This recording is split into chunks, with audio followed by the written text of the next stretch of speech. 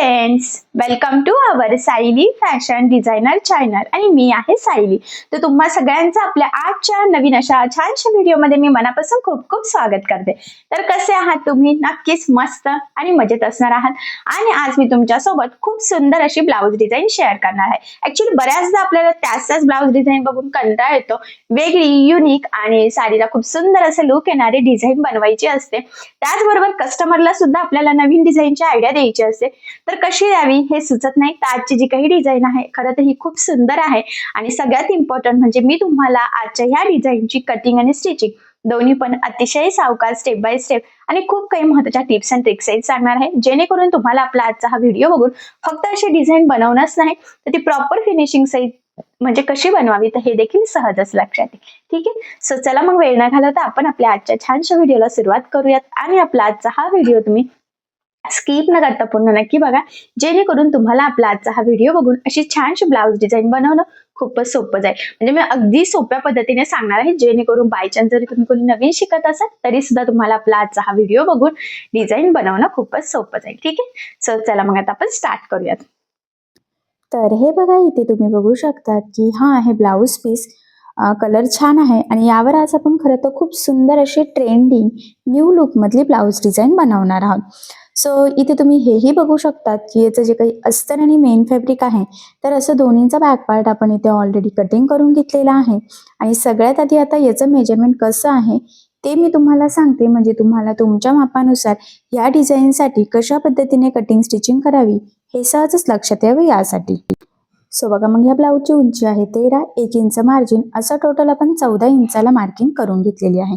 त्यानंतर इथे पूर्ण शोल्डरचं निम्म असं टोटल 7 घेतलेलं आहे, कारण आज आपण बोटनेक ब्लाऊजवर छान असं डिझाईन बनवणार. 4 इंच गळा रुंदीची मार्किंग सुद्धा केलेली आहे. त्यानंतर मुंडा घेतलेला आहे 7 इंच, क्रॉसमध्ये एकला मार्किंग करून बॅक साईडच्या मुंडाचा शेप सुद्धा दिलेला आहे.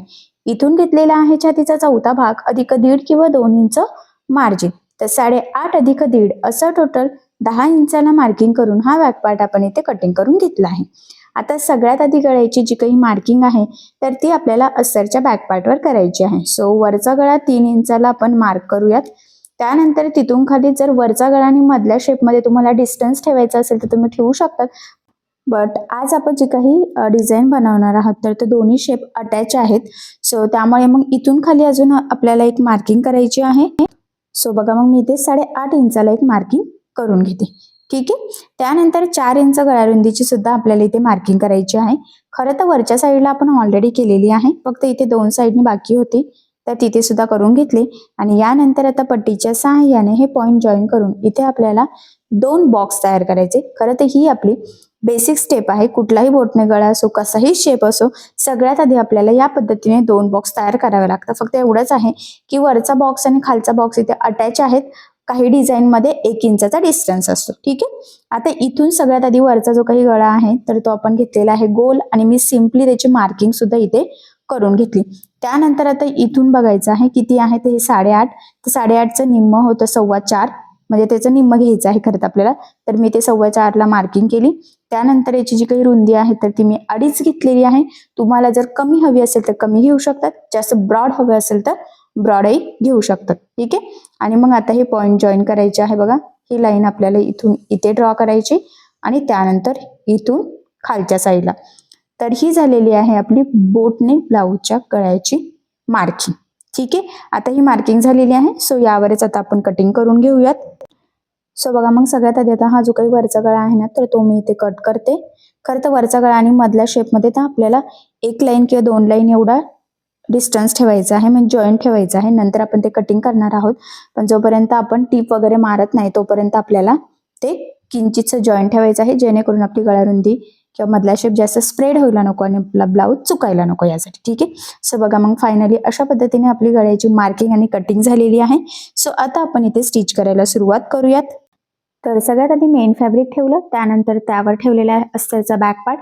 खाली सेंटरला एक पिन लावून घेतलेली आहे आणि आता सगळ्यात आधी आपल्याला इथे टीप मारून घ्यायची आहे. सो जो काही वरचा गळा आहे तिथून सुरुवात करायची आणि साधारणतः 1/2 इंच एवढं एकसारखं मार्जिन ठेवत सेंटरपर्यंत टीप आली की तिथून लगेच खाली आपल्याला टर्न घेऊन जो काही आपला शेप आहे त्यावरच बरोबर कंटिन्यू 1/2 इंच एवढंच एकसारखं मार्जिन ठेवत टीप मारून घ्यायची आहे.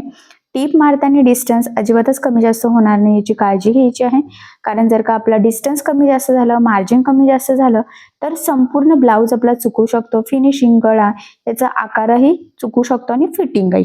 सो त्यामुळे अगदी व्यवस्थित काळजीपूर्वक पुन्हा बघा इथपर्यंत सेंटरपर्यंत यायचं आहे आणि तिथून पुन्हा आता आपल्याला इथे वरचा जो काही गोलाकार शेप आहे गळ्याचा तिथे कंटिन्यू टीप मारायची आहे. मध्ये मी किंचितचं एक लाईन एवढं फक्त डिस्टन्स ठेवलेला आहे. ठीक आहे. आता ही टीप मारून झाल्यानंतर लगेचच आपण खालच्या साईडला म्हणजेच कमरेच्या साईडला साधारणतः अर्धा इंच एवढं एकसारखं मार्जिन ठेवत टीप मारून घेऊयात. या स्टेपने काय होतं की वरचा गळा आणि खालचा कमरेचा पार्ट दोन्ही आपलं सोबतच फिनिशिंग सहित रेडी होतं आणि इथे आपल्याला कुठेही कमरपट्टी किंवा गळापट्टी लावण्याची गरज पडत नाही. त्यानंतर कमरेच्या साईडचं एक्स्ट्राचं कट केलं, गळ्याच्या मधलं सुद्धा एक्स्ट्राचं कट करायचं. इथे किंचितचा आपण डिस्टन्स ठेवला होता तर तो आता आपण कट केला. ठीक आहे. टीप मारताना सुद्धा 1 लाईन ते 2 लाईन एवढं डिस्टन्स ठेवायचं आहे.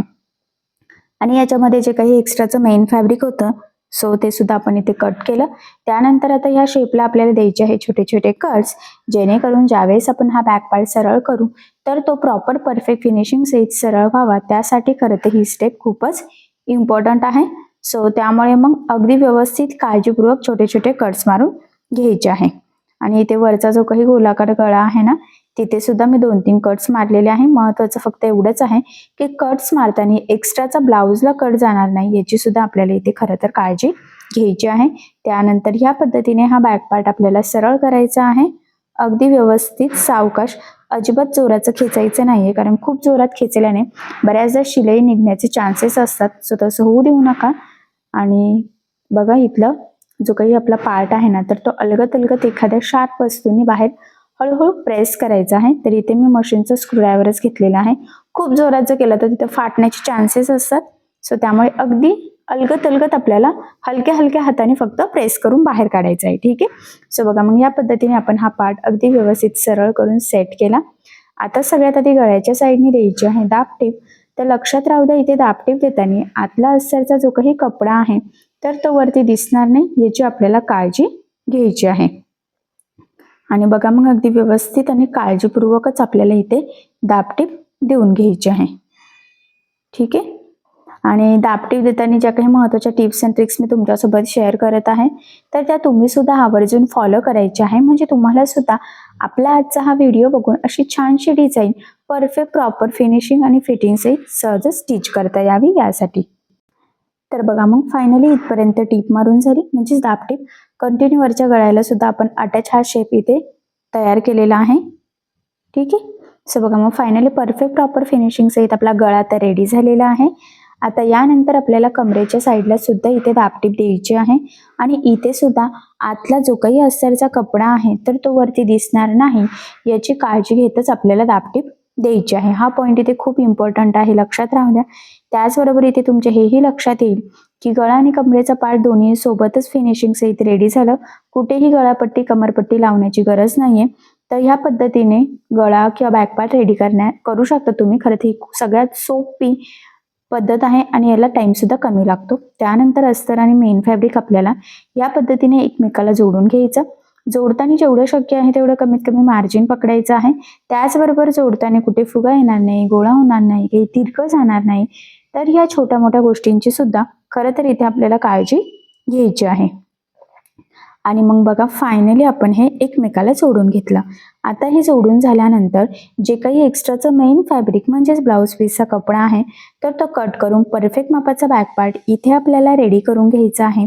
कारण तुम्हाला सगळ्यांनाच माहीत आहे अस्तरवर आपण परफेक्ट कटिंग करत असतो, पण ब्लाऊज पीसचा कपडा आपण थोडंसं एक्स्ट्राचं मार्जिन ठेवून कटिंग करतो जेणेकरून स्टिचिंग करताना इझी जावं यासाठी. ठीक आहे. सो बघा मग फायनली अगदी व्यवस्थित प्रॉपर असं आपण हे एक्स्ट्राचं कट करून हा परफेक्ट असा बॅक पार्ट रेडी करून घेतला. फिनिशिंग सुद्धा मस्त आलेली आहे. गळ्याचा शेपही अगदी व्यवस्थित आलेला आहे. ठीक आहे. आय होप सो इथपर्यंत तुमच्या नक्कीच लक्षात आलेलं असेल. सो आता आपण इथं पुढचं स्टिच करायला सुरुवात करूयात. यानंतर आता इथे आपल्याला लेस यूज करायची आहे. खरं तर इथे तुम्ही तुमच्या आवडीनुसार कुठलीही लेस यूज करू शकतात, बट मी गोल्डन छान अशी डिझायनर टिकलीवरची लेस घेतलेली आहे ज्याचा सध्या खूप ट्रेंड चालू आहे. आणि नक्कीच या छानशा टिकली वर्कच्या आपल्या लेसमुळे ही डिझाईन अजूनच उठून दिसणार आहे. याला जरा फॅन्सी लुक येणार आहे, कारण ब्लाऊज पीस संपूर्ण प्लेन आहे आणि साडी डिझायनर आहे. सो त्यामुळे त्यावर छान असा डिझायनर किंवा थोडंसं फॅन्सी लुकमधली डिझाईन बनवणं जास्त गरजेचं होतं. म्हणूनच मग आपण इथे बोटनेक ब्लाऊज स्टिच केला आणि त्याला छान अशी डिझायनर लेस यूज करत आहोत, ती सुद्धा छान मस्त ट्रेंडिंग टिकली वर्कची. सो ही डिझाईन तुम्ही सुद्धा नक्कीच म्हणजे बनवू शकतात आणि त्यावर जर अशी लेस यूज केली तर नक्कीच तुमचा ब्लाऊज खूप उठून दिसेल. कारण ह्या लेसचं सध्या ट्रेंड चालू आहे. बघितल्यावर लक्षात येते लेस किती सुंदर आहे आणि बऱ्याचशा कमेंट्स असतात की तुम्ही लेस कुठून घेता. खरं तर ही जी काही टिकलीवरची लेस आहे तर ही मी ऑनलाईन घेतली आणि बाकीच्या बऱ्याचशा लेसेस मी शॉपमधूनच नेहमी घेत असते, पण पहिल्यांदा ही एक लेस मी फक्त ऑनलाईन घेतलेली आहे. ठीक आहे. आणि सगळ्यात महत्त्वाचं म्हणजे लेस लावताना कानाकोपऱ्यावर आपल्याला लेस व्यवस्थित फोल्ड करायची आहे, कारण बऱ्याचदा काय होतं, लेस लावण्याच्या आधी गळ्याचा आकार खूप परफेक्ट आणि व्यवस्थित असतो, जसं आपल्याला पाहिजे तसं प्रॉपर, पण ज्यावेळेस आपण लेस लावतो त्यावेळेस आपल्या गळ्याचा आकार बिघडतो, फिनिशिंग बिघडते. सो तसं होऊ नये त्यासाठी अगदी काळजीपूर्वक सावकाश जिथे शक्य आहे तिथे लेसला व्यवस्थित फोल्ड करतच म्हणजे क्रॉसमध्ये असं फोल्ड करूनच जोडायची, जेणेकरून आपल्या गळ्याचा आकार बिघडायला नको. आणि त्याहीपेक्षा महत्त्वाचा पॉईंट म्हणजे लेस तुमची जाड बारीक कशीही असो, दोन्ही साईडनी त्याला टीप देण्याची सवय लावूनच घ्यायची. त्याचे 2-3 फायदे असतात. सगळ्यात महत्त्वाचं म्हणजे लेस पॅक लागली जाते, ती वरती तरंगतही नाही आणि मोस्ट इम्पॉर्टंट म्हणजे फिनिशिंग खरं तर खूप म्हणजे खूप सुंदर येते. त्यामुळे तुम्ही सुद्धा आठवणीने लेसला डबल टिप द्यायची आणि डबल टिप देण्याची सवय देखील लावून घ्यायची. ठीक आहे. सो बघा मग फायनली किती छान परफेक्ट असे आपली इथे ही एकसारखी लेस लावून झालेली आहे आणि खरं तर या लेसमुळे खरं तर हा गळा अजून मस्त असं उठून दिसतोय. सो अशी लेस तुम्ही सुद्धा नक्कीच यूज करू शकतात. त्यानंतर काय करायचं बघा, आता बॅक साईडला आपल्याला इथे टक्स टाकायचे आहे. सो बघा मग सेंटर पॉईंटची एक मार्किंग करायची, त्यानंतर सेंटरपासून 4.5 इंच आणि उभा 4 इंचच्या टक्स पॉईंटची मार्किंग करायची आहे आणि अर्धा इंच साईडला सुद्धा मार्जिन आपल्याला पकडायचं आहे. आता ही जी काही मार्किंग केलेली आहे सेम यावरच ह्या पद्धतीने फोल्ड करत तिरका टक्स टाकायचा आहे. लक्षात राहू द्या, टक्सला नेहमी आपल्याला डबल टिप देऊन लॉक करायचं आहे, म्हणजे संपूर्ण टक्सला सुद्धा आणि सुरुवातीला सुद्धा. ठीक आहे. सो फायनली परफेक्ट बघा असं आपण इथे बॅक टक्स टाकलेला आहे. सेम त्याच पद्धतीने दुसऱ्या साईडचा टक्स सुद्धा आपण इथे टाकून घेऊयात आणि तिथे सुद्धा आपल्याला सुरुवातीला डबल टिप देऊन लॉक करायचं आणि संपूर्ण टक्सला सुद्धा डबल टिप देऊन घ्यायची आहे. ठीक आहे. फायनली दोन्ही साईडनी परफेक्ट टक्स आपले टाकून झालेले आहे. त्यानंतर कमरेच्या साईडला सुद्धा आपल्याला छान अशी ही टिकली वर्कची डिझायनर लेस यूज करायची आहे. खरं तर इथे तुम्ही तुमच्या आवडीनुसार कुठलीही लेस यूज करू शकतात किंवा नाही केली तरी सुद्धा चालणार आहे. तर कमरेच्या साईडला लेस लावायची का नाही हे टोटली तुमच्यावर डिपेंड आहे किंवा तुमच्या कस्टमरच्या चॉईसवर. ठीक आहे. बट इथे मी सध्या आता इथे ही जी काही लेस आहे ती लावून घेते, कारण कस्टमरला लेस हवी आहे आणि मी म्हटल्याप्रमाणे आपल्याला छान पार्टीवेअर फॅन्सी लुकमध्ये हा ब्लाऊज रेडी करायचा आहे. त्यामुळे मग ही लेस कमरेच्या साईडला लावल्याने नक्कीच आपली ब्लाऊज डिझाईन, आपला ब्लाऊज अजून सुंदर असा उठून दिसणार आणि या छानशा डिझायनर ब्लाऊजमुळे साडीला सुद्धा नक्कीच छान असं लुक येणार आहे. ठीक आहे. आणि यानंतर आता आपल्याला मधले जे काही आहेत ना 2 पॉईंट जे आपण सेपरेट केले होते तर ते जॉईन करायचे. तर इथे मी डबल टिप देऊन लॉक करते व्यवस्थित आणि हे जॉईन करून घेतलेलं आहे. ठीक आहे. सो बघा मग फायनली हेही जॉईन झालेलं आहे आणि एवढंच नाही तर आपली ही डिझाईन सुद्धा इथे रेडी झालेली आहे. तर जवळून मी तुम्हाला लुक दाखवते, म्हणजे नक्कीच तुम्हाला आयडिया येईल की लेस कशी आहे, डिझाईन कशी तयार झाली, फिनिशिंग वगैरे कशी आलेली आहे आणि तुम्हाला सुद्धा स्टिचिंग करताना कुठल्या गोष्टीची काळजी घ्यायची याचा अंदाज यावा यासाठी. त्याचबरोबर ते सेंटरला एखादं बटन वगैरे पॅच तुम्ही लावू शकता. सो बघा मग फायनली किती सुंदर छान असं प्रॉपर परफेक्ट फिनिशिंग सहित आपली आज ही डिझाईन तयार झालेली आहे. ही जी काही डिझाईन आहे तर ही आपण बोटनेकमध्ये बनवलेली आहे. असंही सध्या बोटनेक ब्लाऊजचं खूप ट्रेंड चालू आहे. सो अशा वेळेस ही डिझाईन तुम्ही नक्की ट्राय करून बघू शकता. त्याचबरोबर बऱ्याचदा आपल्याला म्हणजे अशा पद्धतीचं जर प्लेन ब्लाऊज असेल आणि साडी छान डिझायनर असेल तर डिझाईन कशी बनवावी सुचत नाही. सो ही डिझाईन तुम्ही नक्कीच ट्राय करू शकता. नक्कीच या छानशा डिझाईनमुळे साडीला ब्लाऊजला खूप सुंदर असं लुक येईल आणि या लेसमुळे सुद्धा आपल्या ब्लाऊजला फॅन्सी पार्टीवेअर लुक येते. सो मग अशी लेस यूज करून तुम्ही ही डिझाईन नक्की ट्राय करून बघा. नक्कीच ह्या छानशा डिझाईनमुळे साडीला ब्लाऊजला खूप सुंदर असं लुक येईल आणि या छानशा नवीन डिझाईनची आयडिया तुम्ही तुमच्या कस्टमरला सुद्धा नक्कीच देऊ शकतात. आय होप सो आपली आजची ही डिझाईन तुम्हाला आणि तुमच्या कस्टमरला नक्कीच आवडेल. त्याचबरोबर याची पद्धत खूप सोपी आहे, म्हणजे जरी तुम्ही कुणी नवीन शिकत असाल तरी सुद्धा तुम्हाला आपला आजचा हा व्हिडिओ बघून अशी डिझाईनसह स्टिच करता येईल. सो मग तुम्ही अशी डिझाईन नक्की ट्राय करून बघा. ठीक सो आहे. बघा मग फायनली खूप छान अशी डिझाईन आपली तयार झालेली आहे. लुक सुद्धा खूप छान आला, सगळ्यात इम्पॉर्टंट म्हणजे फिनिशिंग सुद्धा. सो नक्कीच आजच्या ह्या डिझाईनमुळे साडीला ब्लाऊजला खूप सुंदर अशी लुक येईल. सो ही डिझाईन तुम्ही नक्की ट्राय करून बघा आणि जर तुम्हाला यामध्ये काही प्रॉब्लेम येत असेल तर मला कमेंट करून नक्कीच कळवा.